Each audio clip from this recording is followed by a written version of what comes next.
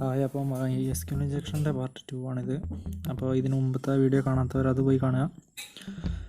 അപ്പോൾ നമ്മൾ കഴിഞ്ഞ വീഡിയോയിൽ ഒരു SQL ഡാറ്റാബേസിൻ്റെ യൂസർ നെയിം പാസ്വേഡും ക്രാക്ക് ചെയ്തു റൂട്ട് ഫോഴ്സ് അറ്റാക്ക് വെച്ചിട്ട്. അപ്പോൾ അത് കഴിഞ്ഞിട്ട് ഇനിയിപ്പോൾ നമ്മൾ അതിൻ്റെ ഫുള്ള് എല്ലാത്തിനെയും അതിൻ്റെ ഡാറ്റാബേസിൻ്റെ ഫുള്ള് റിട്രീവ് ചെയ്യണം. അപ്പോൾ സാധാ പോലെ തന്നെ sqlmap യു എന്ന് പറഞ്ഞിട്ട് URL പിന്നെ ഫോം ടക് DBS ആ ഡാറ്റാബേസിന് DBS എന്ന് കൊടുക്കുന്നത്.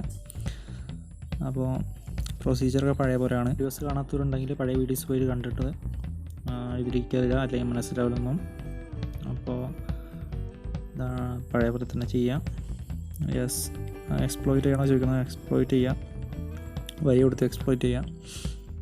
അപ്പോൾ അല്ലേ അവിടുത്തെ ഡാറ്റാബേസ് മൊത്തം കിട്ടിയിട്ടുണ്ട്. അപ്പോൾ ആ ഡാറ്റാ സെർവറിലത്തെ മൊത്തം ഡാറ്റാബേസുകളുണ്ട്. അപ്പോൾ ഞാൻ നേരത്തെ ചെയ്തതനുസരിച്ച് ലോഗിൻ എക്സാമ്പിൾ എന്ന ഡാറ്റാബേസിലാണ് ആ ഫോമിനെ കണക്ട് ചെയ്തിട്ടുള്ളത്. അപ്പോൾ നമുക്ക് ആ ലോഗിൻ എക്സാമ്പിൾ എന്നുള്ള ആ ഡാറ്റാബേസിൽ എന്തൊക്കെ കോളൊക്കെ ഉണ്ട് നോക്കാം. അപ്പോൾ tag form and tag login example ഏത് ഡാറ്റാബേസിനാണ് വേണ്ടത്. അതിനുശേഷം ടാഗ് ടേബിൾസ്. അപ്പോൾ അതിലുള്ള ടേബിൾസിനൊക്കെ അടയ്ക്കാൻ വേണ്ടിയിട്ടാണ് ടാഗ് ടേബിൾസ് കൊടുക്കുന്നത്.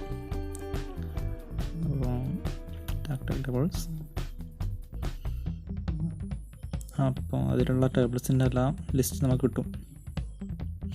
മെത്തേഡൊക്കെ പഴയ പോലെ തന്നെയാണ്. റാൻഡം വാല്യൂസ് വേണോ, ഫോം ടെസ്റ്റ് ചെയ്യണോ, റാൻഡമൈസ് വേണോ, എൻ്റർ കൊടുക്കുക. എക്സ്പ്ലോയിറ്റ് ചെയ്യണോ വെച്ചാൽ എൻ്റർ കൊടുക്കുക. അപ്പോൾ ഉണ്ട് അവിടെ ഒരു ടേബിൾ മാത്രമേ കിട്ടും. ലോഗിൻ ഡാറ്റ എന്ന് പറയുന്ന ടേബിളാണ് അതിലുള്ളത്. അപ്പോൾ ആ ടേബിളിൽ ഇനി എന്തൊക്കെ കോളംസ് ഉണ്ടാവും ഇനി അടുത്ത് നമുക്ക് നോക്കേണ്ടതാണ്. അപ്പോൾ ടേബിൾ ഫിക്സ് ചെയ്യാൻ വേണ്ടിയിട്ട് നമ്മൾ ക്യാപിറ്റൽ T കൊടുക്കുക. ഒരു ടാഗ് ഉപയോഗിച്ച് ക്യാപിറ്റൽ T കൊടുത്തിട്ട് ലോഗിൻ ഡാറ്റ. അപ്പോൾ ലോഗിൻ ഡാറ്റ എന്നിട്ട് ടേബിൾ സെറ്റ് ചെയ്തു. എന്നിട്ട് അതിലത്തെ കോളംസ് ഏതൊക്കെ നല്ലതുണ്ട്, കോളംസ് ടൈപ്പ് ചെയ്യുക, എൻ്റർ കൊടുക്കുക. പഴയ പോലെ തന്നെ പ്രൊസീജിയർ. അപ്പോൾ ഇപ്പോൾ അങ്ങനത്തെ ഒരു കോളത്തിൽ ശരിക്കും പറഞ്ഞാൽ ചിലപ്പോൾ ക്രെഡിറ്റ് കാർഡ് ഡീറ്റെയിൽസ് ഉണ്ടാവും ഒരു സെർവറിൻ്റെ എടുക്കുമ്പോൾ.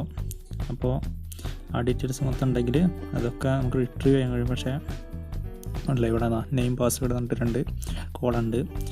നമ്മൾ ആ കോളത്തിന് ഉള്ള മൊത്തം സ്റ്റോർഡ് ആയിട്ടുള്ള ആ കോളത്തിന് മൊത്തം ഡാറ്റ നമ്മൾ റിട്രീവ് ചെയ്യാൻ വേണ്ടിയിട്ട് ആ കോളത്തിന് പകരം tag capital C name and password കോമട്ട് കൊടുക്കാം വിത്തൗട്ട് സ്പേസ് ടാഗ് ഡംപ്.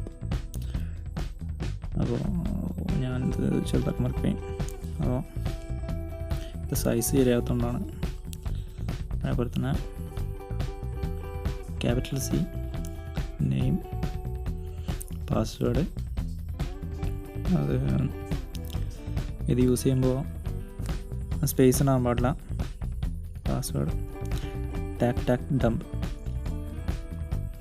ആ ഡംപ് എന്ന് ഉപയോഗിക്കുന്നത് അതിനെ ഫുൾ ഡംപ് ചെയ്യാൻ വേണ്ടിയിട്ടാണ്. അപ്പോൾ പഴയ പോലെ തന്നെ പ്രൊസീജിയർ ഫോമിനെ ടെസ്റ്റ് ചെയ്യും,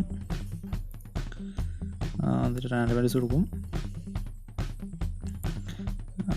എക്സ്പ്ലോയിറ്റ് ചെയ്യും ആണല്ലോ. അപ്പോൾ അതിൽ ഉള്ള ഡീറ്റെയിൽസ്, അതായത് ഫോമിലൂടെ എൻ്റർ ചെയ്ത ഡാറ്റ മൊത്തം റിട്രീവ് ആയിട്ട് വന്നിട്ടുണ്ട്. അപ്പോൾ നമ്മൾ സാധാരണ സെർവറിലേക്ക് നോക്കുകയാണെങ്കിൽ ചിലപ്പോൾ അതിൽ ക്രെഡിറ്റ് കാർഡ് ഡീറ്റെയിൽസ് ഉണ്ടാകും. അതിൽ നല്ല, അതായത് ഒരുപാട് പ്രൈവസി പ്രൊട്ടക്റ്റഡ് അങ്ങനത്തെ കുറേ കണ്ടൻറ് ഉണ്ടാവും. അപ്പോൾ ഇങ്ങനെയാണ് ഒരു സെർവറിൻ്റെ ഡാറ്റാബേസിലെ ടേബിളൊക്കെ ഹാക്ക് ചെയ്തിട്ട് അതിലെ ഫുള്ള് ഡാറ്റയെ റിട്രീവ് ചെയ്യുന്നത്. അപ്പോൾ ചാനലിലെ വീഡിയോ ഇഷ്ടപ്പെടുന്ന ലൈക്ക് ചെയ്യുക, കമൻറ്റ് ചെയ്യുക, ഷെയർ ചെയ്യുക.